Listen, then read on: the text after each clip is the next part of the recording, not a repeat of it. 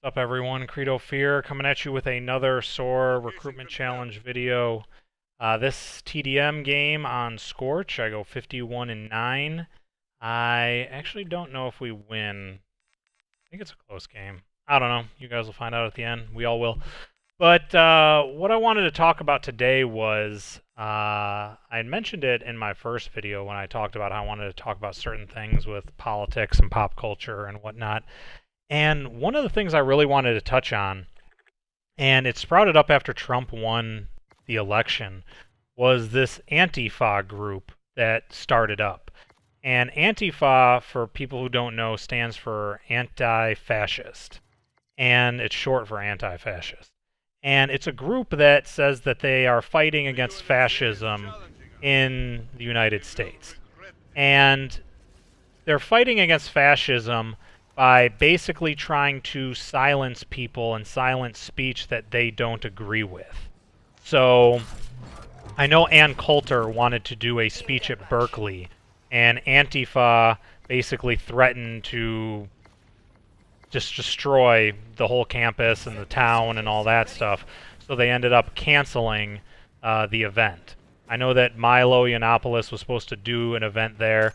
I don't know if it was Antifa who shut that down, but it was of the same ilk, those same type of people.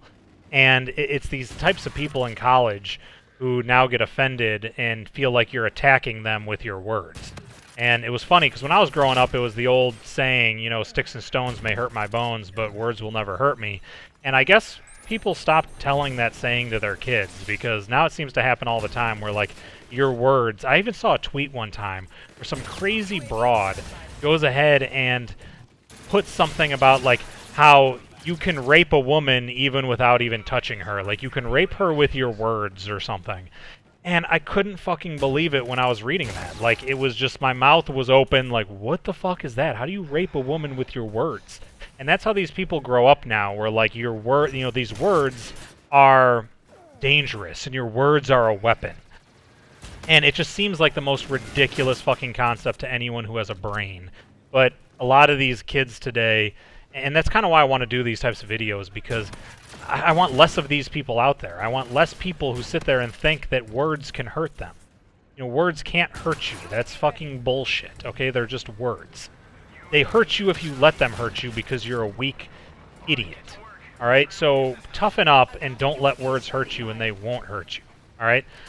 But the idea that these words are going to hurt you so much that you're going to threaten or carry out actual violence against the people who are saying these words, it's like they don't understand that's fascism.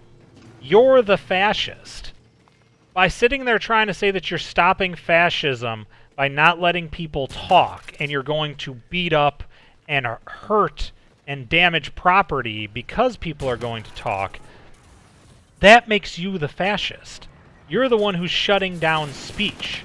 And that's what fascists do. Fascists, communists, socialists, they shut down speech. They don't want a war of ideas. They want a actual war with physical violence. And so when I see this Antifa stuff, and the reason why I'm bringing it up is because Ben Shapiro, who is an editor for the Daily Wire, he used to be an editor for Breitbart, and he's a, it shouldn't matter, but it does. He's a Jew, wears a yarmulke, he's on Fox News and CNN, he's a not a correspondent, but he's a contributor, I guess you could say. And like I said, it shouldn't matter that he's a Jew, but it does, because they call him an anti-Semite, they call him a Jew hater, a racist, all this stuff. And it's like, what? So the guy's a self-hating Jew? So he's Jewish, but he hates Jews. And it's like, well, how much fucking sense does that make? It's the same thing like when you have women who are against abortion, and they say that they hate women. Or like Ted Cruz, they said that he hated Latinos when his father was a Cuban immigrant. And it's just like, it's almost like these ideas are not grounded in common sense, which they're definitely not. But Ben Shapiro is doing a talk at Berkeley, I think September 15th. That might be the date. It might be September 16th, but I know it's in the middle of September at some point. And Antifa is threatening to, you know, damage property. They're threatening to beat people up who try to attend the event and shit like that. And it's just like, they don't understand that's fascism. You know, shutting up speech is fascism.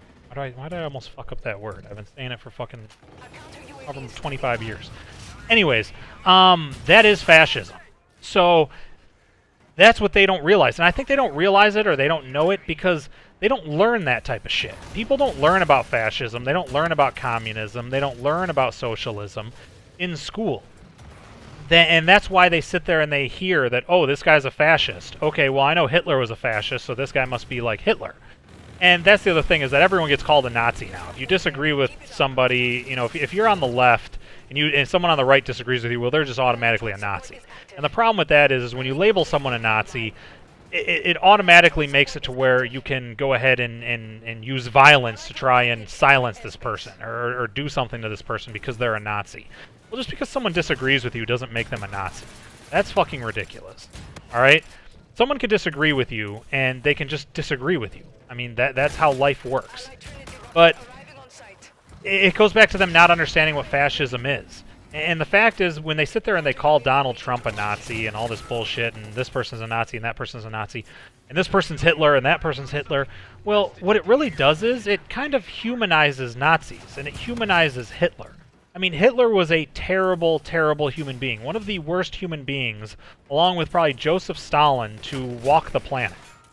And the idea that you would compare someone who just disagrees with you to Hitler humanizes Hitler. Hitler murdered 6 million Jews.